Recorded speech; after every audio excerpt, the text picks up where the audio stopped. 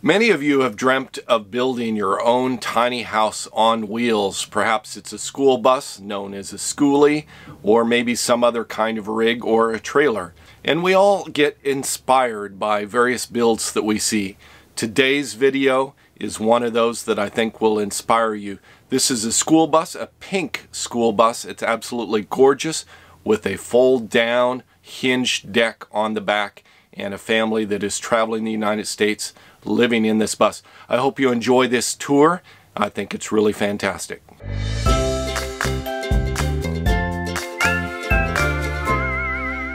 Hi there, I'm Jennifer Bateman. Hey, I'm Caitlin Porter. We are married. We have two kids, a 3-year-old and a 13-year-old, and this is our pink bus, also known as Someday the Bus. It's a 2005 Thomas Freightliner. Our bus is named Someday the Bus. It was inspired by the quote, "There are 7 days in a week, and someday isn't one of them." And so now's the time to do what you wanted to do, to follow your dreams. So that's why she's named Someday. Her color is actually millennial pink. Our daughter picked out the color, but this was the Pantone color of the year last year. And we wanted something that was totally different from the other buses we've seen on the road. So we went with pink. And some people love the color, some people hate the color, but it gets a lot of attention wherever we go. So we decided to take our kids on the road. We went back and forth on whether or not to go backpacking around the world or to get something that would provide more of a home for them. We opted more of a home to give them a little bit of structure, something they could always come home to at night, the same bed, and we really wanted to see all of North America. So our itinerary is cutting across the US and up into Canada this summer. So for the build, we opted to work with a professional contractor. Neither my wife nor I are particularly handy. We also had very, very hectic lives back in Atlanta and raising 2 children. We are worked with Van Life Conversions. They're based out of Asheville, North Carolina. I highly recommend them. What we did with them was start from scratch in terms of what we wanted from the layout, how we wanted the flow to work, where we wanted the kids' bunks, where we wanted the toilet, all of that. And they allowed us to kind of hand select all the little things that you're going to see inside the bus. So underneath here we have 2 propane tanks that we use for our kitchen and our furnace and our refrigerator, as well as a generator. So what's really neat about this is it's kind of dual purpose. It allows us to lock it when we're traveling because there is a generator in there, as well as it serves another hole as a table. So if we want to cook outside, if we want to make coffee out here, we just flip this table up and we're able to use it here. And then underneath there you see 2 propane tanks. They're easily accessed, as well as a generator.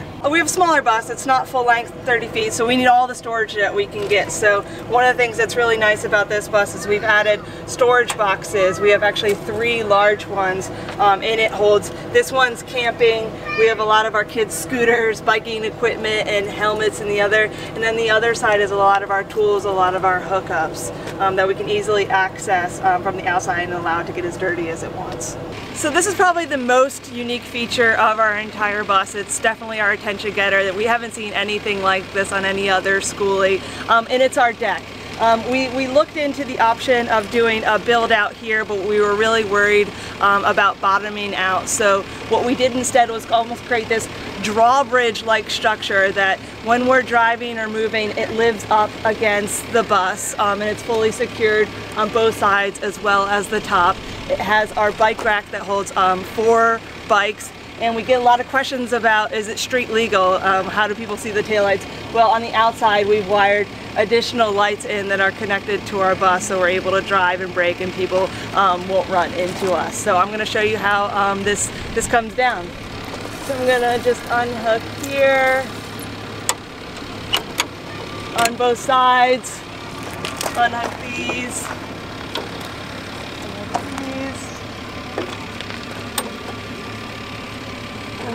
And just make sure everything is back here.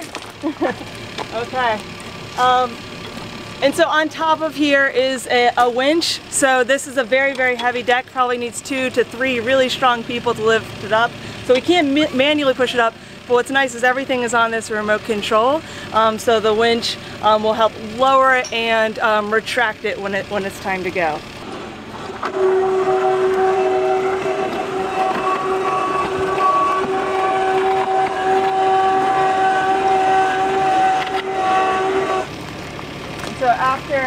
just unhook this and retract it back up. So I'm going to give you all a tour of the inside of the bus, so come on in and follow me.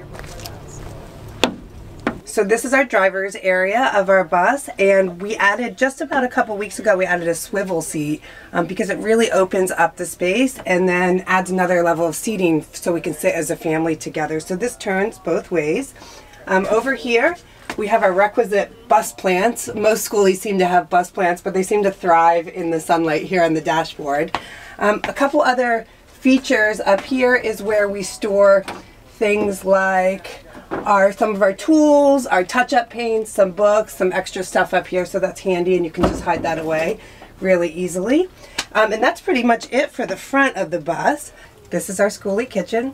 So when we were designing the kitchen, there are a couple of features that we knew we had to have. Because we have 2 kids, we had to have a stovetop and an oven. And even though it's small, it really serves all of our needs. We give the kids like chicken nuggets and pizzas, so we always have to have that.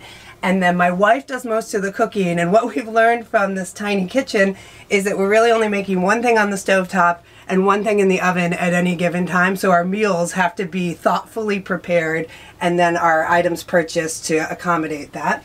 Another thing we really knew that we had to have was a big sink. So we do have a sink that has a divider, and so we can dry on one side and wash on the other since we have very limited counter space. And because we have limited counter space, we have this cutout made that is all we really need for the extra space to prepare the food and make the kids snacks and whatnot. And so a couple other key features here. We really liked that idea of having some of the jars up here. We didn't quite need more than just 2 or 3 or 4 up here, but it stores things like our sugar and our coffee. And actually this is change, so that when we do laundry, we have quarters handy too. So you never know what you're gonna need. Pink is obviously the color scheme of the whole schoolie. Our actual whole design theme is Southwestern Glam because we needed some idea that really went with that light pink. So we tried to have some pink accents and some succulents throughout to kind of bring that up. Another thing we learned really quickly was why everybody seems to have this hanging basket for fruit. I froze out all of our fruit in the fridge the first couple of times, so we copied what we saw other schoolies do and figured out why they do that. This is a storage unit. Again, we messed it up about 3 times, bought the wrong thing, everything was falling out, had a number of fights about this area, but we ended up with this handy little slide out, and it just stores our dishes and our bowls and just a couple of mugs that we need throughout the day, and that's really all that we need in terms of being able to access on a daily basis. And then our trash is on the right, and then under here we store our coffee maker. And it took me about 6 weeks to find a coffee maker that was just narrow enough to fit right here and also store down there. And we store our pans behind that. So that worked out perfectly. Wouldn't trade that. Our quote board just keeps us inspired, so we try to change that out every week. Can't means won't is one of our family philosophies, and it's really about the idea that there's really nothing stopping you except your own mind and your own leap of faith. And so if you're really willing to do the work and take the leap, you really can do anything you want to do. And that's one of the things that got us on the bus. So we wanted blackout curtains on every single window, something that was super easy to use, but we knew that light was going to be a problem in the morning, and we did not want the kids to get up at 5 in the morning every day. So we had these curtains made. They're just little leather snaps, and each of them again is blackout, and it just rolls down. And at night we roll down all the curtains, and in the morning we just roll them back up. They're super easy, and so easy that our kids can actually help us do it, and we snap it back up. We even have one on our little sunroof over in the middle of the bus, so sunlight doesn't even come in from the top. A couple other little features we have here. One of the big problems we had when we were driving was that when we were sitting on the bench, the kids' stuff was everywhere. They have little toys and snacks and water bottles, and it was just rolling all over the bus. So we added a little basket for each of them. So while we're on the road, they each have their water bottle, their snack, and they can put all their little toys up here, and that actually keeps the floor totally clean. Behind here, one of the most important things is all of our homeschool materials. We learned really quickly, if you don't have a space for everything, the entire bus looks like a mess because 1 or 2 things out just clutters the whole thing. So this is awesome. This is all bookshelves, and in here we have, again, homeschooling stuff, but even in here we try to put everything in a container because we were opening this before if we were on a slight angle. Well, there you go. And everything was falling out.